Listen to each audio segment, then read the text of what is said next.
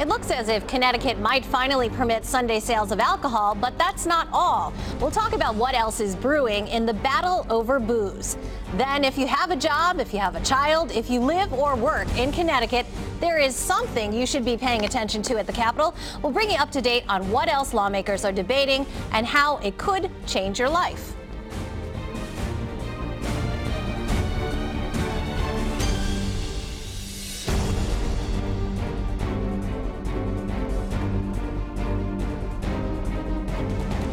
Welcome to The Real Story. I'm Lori Perez. Lawmakers were surrounded and outnumbered at the Capitol this past week. Hundreds descended on the Capitol complex in one of the largest rallies in recent history. They lined the hallways and crowded hearing rooms in a battle over whether to change the state's liquor laws. Sunday sales get all the headlines, and everyone at the water cooler has an opinion about whether or not Connecticut should allow the sale of alcohol on Sunday.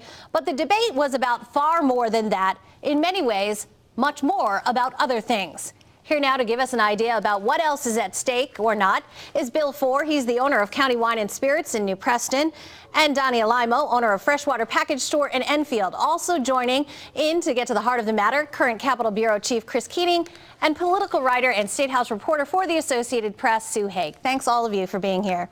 So this was a big week, of course, at the Capitol. It was quite a scene there, and I think we should. Although I mentioned that it was about much more than Sunday sales, we should start with Sunday sales and talk about, Bill, if we could start with you, about the reversal by the Connecticut Package Store Association to drop its opposition, longtime opposition to Sunday sales. Right. Your reaction to that and why you think that'll help? Well, my reaction to that is actually very positive. It has been a contentious issue for years, of course, and Donnie certainly has been in the forefront of that for a long time. I think at this point, in my particular case, operating a very small store in a small community, I think for me the idea of opening on Sunday is pretty much a wash. I'm happy to do it as a part of community service. We may end up making some money that day. That'd be okay with me. I have no objection to it. I think the real critical reason that shifted this week was to try and take the focus off of the Sunday sales issue so that we get a little breathing room to talk about the other issues that are also part of this proposed legislation. Did you agree to that reluctantly, or? No, not at all. Not at all. I think it was exactly the right move to do. And Donnie, this is the moment you've been waiting for. Yeah, it's been 4 years, and with the help of State Rep Kathy Tellerita, we've succeeded. I think it should have been done a long time ago, but we'll take it right now. And we're going to continue on with other things that are going to be done to change the industry that's got laws that we live with that are like 70, 80 years old from Prohibition, and it's time to change. How soon do you think that you'll see the impact of Sunday sales if they should pass? For me, it would be immediately, day one. I have customers been waiting for 2 years to start buying on Sunday. Why did the association, though, for years oppose it? They said, I think it would cost the average store about $14,000 a year. They said that would put businesses, stores out of business. You guys don't agree with that? Well, certainly Donnie doesn't. I would speak for you. Well, look at it this way. Carol Hughes and the Package Store Association said for years up there, they go in front of the general law and they would say, don't do this to us. We're going to lose 800 stores and 8,000 jobs. But, if you really think back, and I've been around for a while, when they banned cigarette smoking in the state of Connecticut, these were the same characters that are up there saying, don't do this. You're going to lose 500 restaurants and 8,000 jobs. It never happened. It's a scare tactic. And look, that's Carol Hughes' job. He's a lobbyist. He gets paid to do it. And I respect him for that.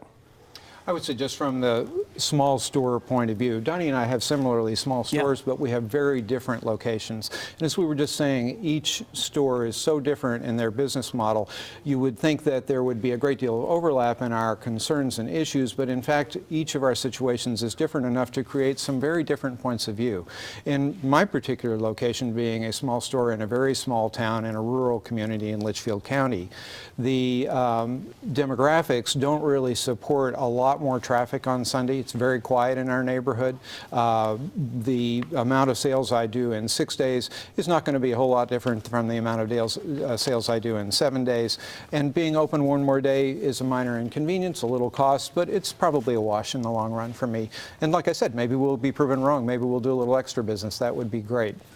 Based on what you said, that you think, and that has been an argument for years, that the 6-day sales would be spread out over 7. What is your viewpoint on the state numbers we've been hearing? $570 million more in sales overall and $8.5 million more in tax money coming in. Tell me what you think about that. Well, you know, I think the first thing that comes to my mind about that is I think there's a lack of actual academic study on the issue, and it's pretty easy to throw out a lot of inflammatory big numbers in an effort to present a cause. I don't know that number myself. I mean, I can't attest to that. I think, if anything, it's probably inflated, but I don't know that and couldn't give you an intelligent point of view about it. I think that there is certainly a lot of business that gets done across borders on Sundays. There's a lot of business that gets done across borders every day of the week based on differences in the pricing in Connecticut versus surrounding states. But it's not so much the difference in pricing based on the wholesale and retail price structure as it is a difference based on our excise tax, which is added in at the wholesale tier and therefore gets transmitted to the retail tier and eventually to the consumer. And the excise tax in Connecticut is substantially higher than, for instance, in Massachusetts. So there is a disparate pricing structure that drives consumers on border states across the border, but it's not just a Sunday issue.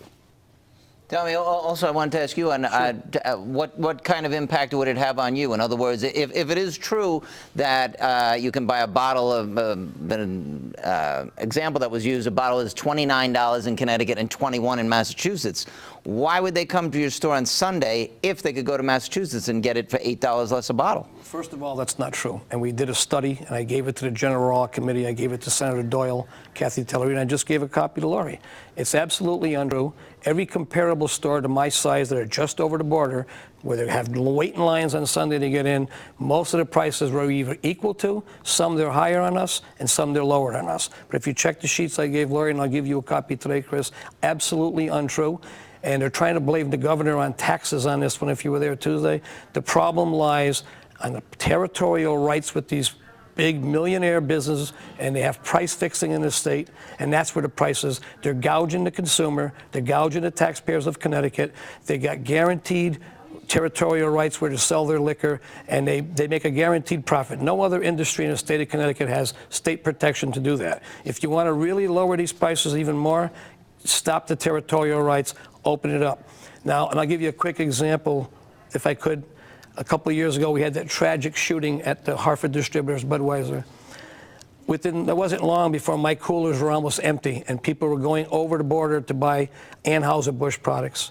I called another distributor downstate. I think he was in Orange, Connecticut. I'm not sure, the Cellar Brothers. He said, I'd love to, but I cannot cross that border. I said, what are you talking about? He said, I can't cross. I'm not allowed to sell to you. And I almost went out of business because I could not buy product. And this is how tough these laws are. If you get rid of these laws, get rid of them, you'll see prices come tumbling down in Connecticut immediately. Well, we'll talk more about how you see that working and Sure. more about that issue. We're going to take a quick break and then we'll come back.